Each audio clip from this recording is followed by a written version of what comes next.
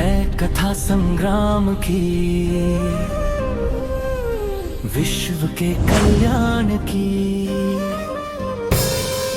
धर्म अधर्म आदि अनंत, सत्य असत्य कलेश कलंक, स्वार्थ की कथा परमार्थ की।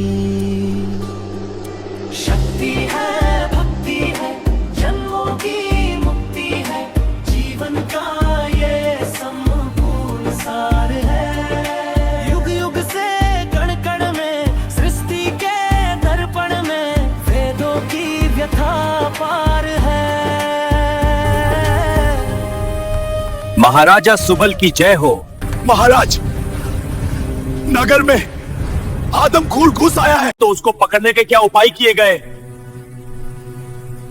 चलो हम भी चलते हैं।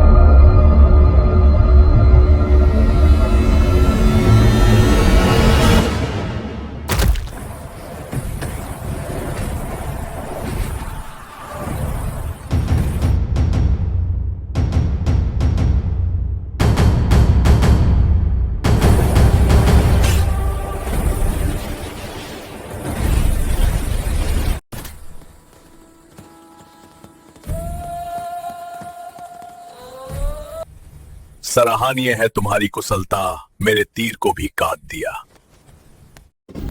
नहीं पिताश्री, मैंने आपके बाण को काटा नहीं, बस उस पर विष ला दिया। चलो चलते हैं पुत्र शकुनी। हमारे कुछ मंत्री हमारे साथ विश्वासघात कर रहे हैं और राज्य की गुप्त सूचना दुश्मन को दे रहे हैं। यहाँ क्या? कौन है वो दुराचारी मंत्री? हमें यही तो पता लगाना है। ठीक है पिताश्री, सारे मंत्रियों को बुलवाए। सभी उच्चाधिकारियों को बुलाकर लाओ। मुझे बताओ, आपको किन किन लोगों पर शंका है और क्या शंका है? 3 लोगों पर शंका है। वो अक्सर रात्रि में कहीं जाया करते हैं। पिछले बृहस्पतिवार को भी तीनों गायब थे। जब सभी लोग आ जाए तो आप उन तीनों को पास में बुला लेना। ठीक है। आप तीनों क्रमवार बताइए, पिछले बृहस्पतिवार की रात आप कहाँ थे? पूरी रात क्या क्या किया, कट्ठे कट्ठे गए, क्या क्या खाया, सब कुछ एक पत्रा पर बारीकी से लिख कर दीजिए। ठीक है, अब आप लोग कल आना, क्योंकि आज का दरबार यहीं समाप्त होता है। आप तीनों इस पत्र पर वही जानकारी लिखो जो आपने 5 दिन पहले लिखी थी। अब हम कल निर्णय सुनाएंगे। अब सभी लोग जा सकते हैं, परंतु आप नगर नहीं छोड़ सकते। ये रहा वो गद्दार मंत्री। यही है। तुम्हें ये कैसे पता? झूठे को लेखक बनाओ तो उस लेखक से कुछ ना कुछ छूट जाता है। सच्चे आदमी को कुछ याद नहीं रखना पड़ता। मंत्री विश्राम जी पहले महाम के घर गए, बाद में आराध्या के घर, और पुराने पत्रा में इसका उल्टा। तो तुम ही बताओ, इनको क्या सजा दी जाए? देशद्रोह की क्या सजा होती है? आजीवन कारावास या मृत्यु दंड।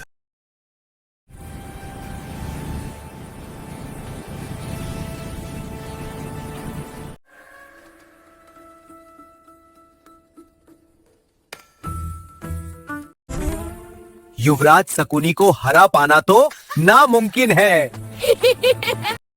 युवराज शकुनी, चलिए आपके अभ्यास का समय हो गया है। हमें नहीं जान। नहीं चलोगे तो महाराज नाराज होंगे और मेरी और तुम्हारी दोनों की डांट पड़ेगी। चलिए। युवराज शकुनी, कोई भी पशु पक्षी उत्पन्न करके दिखाओ अभी।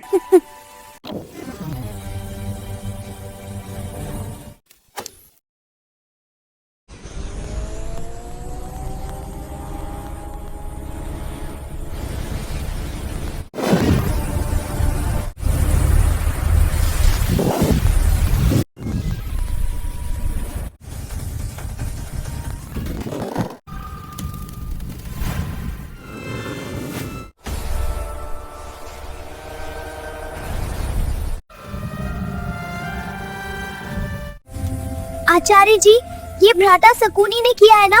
सारे महल में आग लगी हुई है।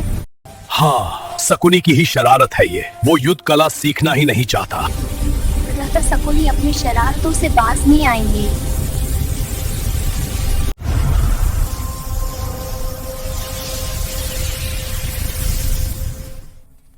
गंधारी पुत्री, तुमने ये छीन बंधन की कला कहाँ से सीखी? पिताश्री से। अविराम सभा का आयोजन करें। हमें एक अत्यंत महत्वपूर्ण उद्घोषणा करनी है। जो आ गया राजमाता सत्यवती। ये है भीषम, ये है भीषम भीषम भीषम भीषम भीषम, ये है भीषम। राजा विचित्रवीर को गए आज 1 माह हो गया है और राज्य बिना राजा के नहीं चलते। मेरी विचार में धृतराष्ट्र का राज्य अभिषेक किया जाना उचित है। शीघ्र ही हमें राज्य अभिषेक करना होगा, परंतु हम इस दुविधा में हैं कि धृतराष्ट्र का राज्य अभिषेक करें या नहीं। बताओ तो बताओ, क्या कहते हैं आपके शास्त्र और विधान? क्या जन्म से दृष्टिहीन व्यक्ति राजा बनने योग्य है या नहीं? हस्तिनापुर के भविष्य के लिए आप लोग भी अपने अपने विचार प्रस्तुत करने के लिए स्वतंत्र है। हे माते, जो आपका आदेश सर्वमान्य होगा, परंतु शास्त्रों के अनुसार नेत्रहीन व्यक्ति राजा बनने योग्य नहीं है। हन राजमाता, पुरोहित जी सत्य कह रहे हैं। नेत्रहीन व्यक्ति राज्य की सुरक्षा और न्याय में भी असमर्थ होगा। क्या कहा आप लोगों ने? मैं अंधा हूं इसलिए मैं राजा नहीं बन सकता? मेरी आंखें नहीं है, इसमें मेरी गलती तो नहीं है। भगवान ने मुझे ऐसा बनाया है। महाराज का ज्येष्ठ पुत्र मैं हूं। भ्राता धृतराष्ट्र की आंखें मैं हूं ना कहो। हर संघर्ष में मैं ज्येष्ठ के आगे खड़ा रहूंगा। मेरी विनती है कि मेरे भाई का राज्याभिषेक किया जाए। मेरी विनती है मेरे भाई धृतराष्ट्र को ही राजा घोषित किया जाए। नहीं, ये नहीं हो सकता। व्यक्तिगत स्वार्थों की तुलना में राजधर्म का उत्तरदायित्व अत्यंत गुरुतर है, अतः हमें इस विषय पर गहन विचार मंथन करना होगा। परंतु मेरे अधिकार का क्या? ज्येष्ठ भ्राता, राज्य के लिए तो वीर अपने प्राण तक न्यौछावर कर देते हैं। अधिकार हम सबसे पहले महामहिम भीष्म का अधिकार था, परंतु वो जानते हैं राज्य की जिम्मेदारी उससे भी बड़ी है। और भ्राता, आपने भी तो कितनी बार हमारी खुशी के लिए अपने अधिकार छोड़े हैं। परंतु ज्येष्ठ, बात आपके अधिकार से कहीं बड़ी है। हम सबको राज्य के बारे में सोचना होगा। अपनी महानता का परिचय दो पुत्र। तुम ज्येष्ठ हो और हमेशा ज्येष्ठ ही रहोगे। पुत्र धृतराष्ट्र, एक बार विचार करो। ठीक है पितामह, आप कह रहे हैं तो ठीक ही होगा। पांडु का राज तिलक किया जाए।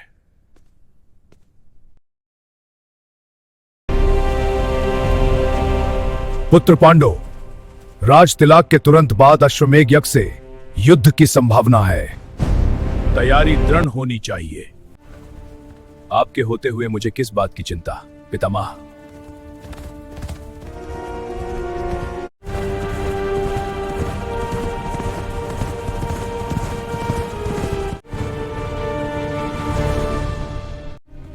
महाराज, हमला हुआ है। कौन है वो? बहुत बड़ी सेना है महाराज। महाराज, एक सफेद अश्वमेध का घोड़ा है। उसके पीछे सफेद चांदी के कवच में एक बहुत तेजस्वी योद्धा, जिसकी सफेद दाढ़ी और सफेद बाल है, मानो स्वयं यमराज आ रहे हो। भीष्मा, क्या हमें संधि करनी चाहिए या युद्ध? एक बार बात करके देखते हैं।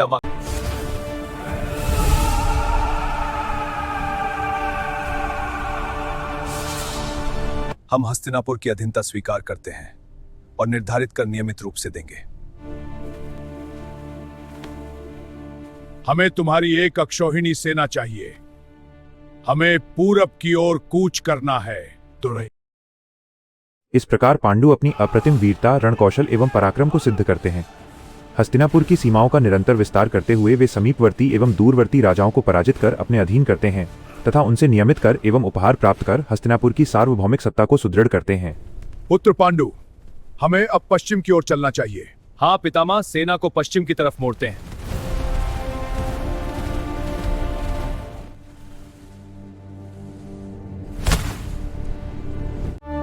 युवराज, राज्य पर हमला हुआ है। सेना तैयार हो रही है।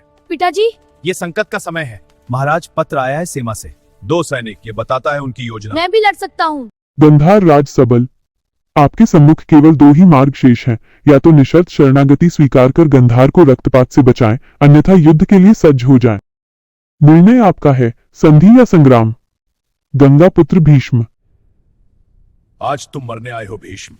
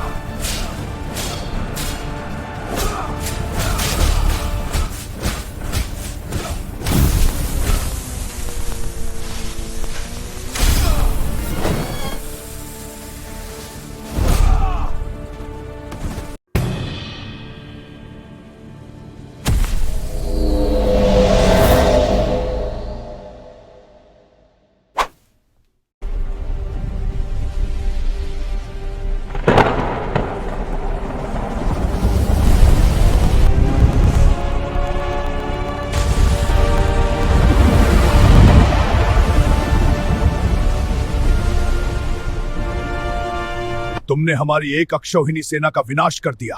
तुम्हें इस पाप की सजा अवश्य मिलेगी। ये दानव अब हस्तिनापुर जाएगा। पितामह, देखिए मैं किसको लाया हूं।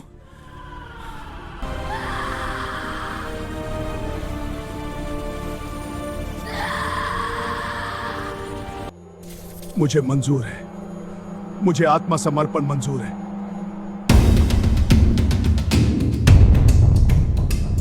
तुमने हस्तिनापुर दानव भेजकर मेरी प्रतिज्ञा को भंग करने की कोशिश की, परंतु विदुर अभी हस्तिनापुर में ही हैं, जिन्होंने मुसीबत टाल दी। बताओ तुमको क्या सजा दी जाए। तुम सबको हमारे साथ हस्तिनापुर चलना होगा।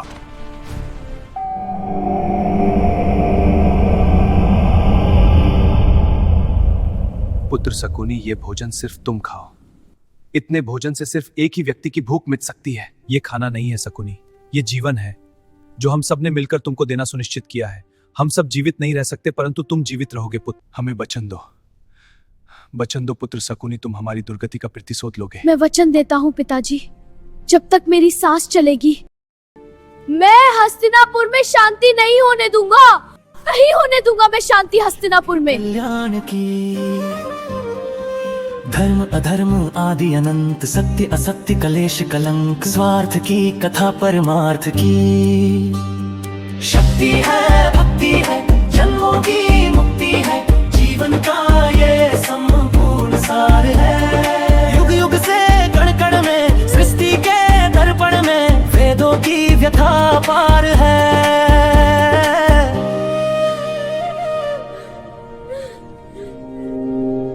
राजमाता, हमें अब धृतराष्ट्र के विवाह के बारे में भी सोचना चाहिए। वो अब विवाह योग्य हो चले हैं। अवश्य ही आपने कोई कन्या देख रखी होगी पुत्र, तो बताओ हमें कौन है वह भाग्यशाली राजकुमारी।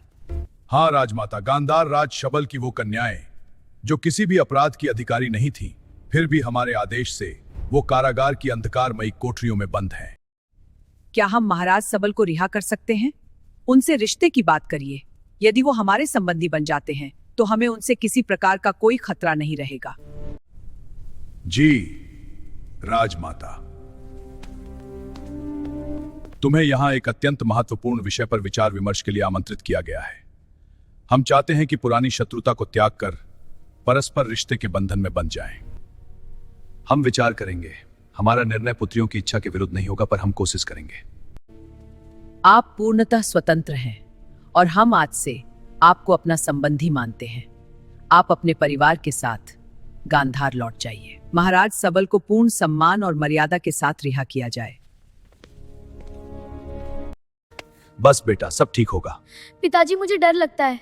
हस्तिनापुर ने संबंध स्थापित करने का प्रस्ताव रखा है। ये कहा गया है कि यदि हम अपनी पुत्रियों का विवाह राजकुमारों से कर दें तो हम सभी को रिहा कर दिया जाएगा। हाँ ठीक है, मंजूर है हमें, परंतु वो राजकुमार फिर कभी दूसरी शादी नहीं करेगा तो?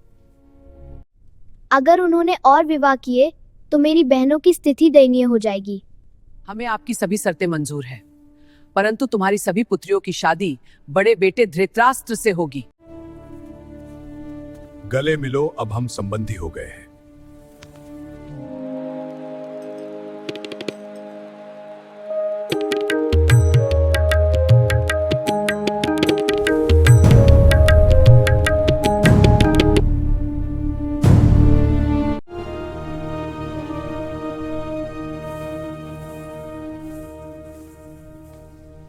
गलत किया आपने आर्य। आप देख नहीं सकते हैं तो मेरी सभी बहनों का जीवन क्यों नष्ट कर दिया आपने? मेरी मर्जी नहीं थी, राजमाता का आदेश था। मैं जानता हूँ दृष्टिहीन व्यक्ति को कोई कन्या हृदय से स्वीकार नहीं करेगी। आप फिर गलत हो आर्य। मैंने आपको हृदय से अपना है। ये दृष्टि हम दोनों को अलग करती है ना। आज से मैं भी अपनी इस दृष्टि को बंद कर लूंगी। मुझसे कभी भी ये पट्टी हटाने के लिए मत कहिएगा। पांडु, स्मरण रखो, यहीं से वृष्णि राज्य की सीमा आरंभ होती है। अतः इस भूमि पर शास्त्र नहीं, संयम चलेगा। यहाँ युद्ध का कोई स्थान नहीं। वृष्णि के राजा सुरसेन हमारे मित्र हैं और ये गांव गोकुल है, जहां वृष्णि वंश के राजा सुरसेना के पुत्र नांद निवास करते हैं।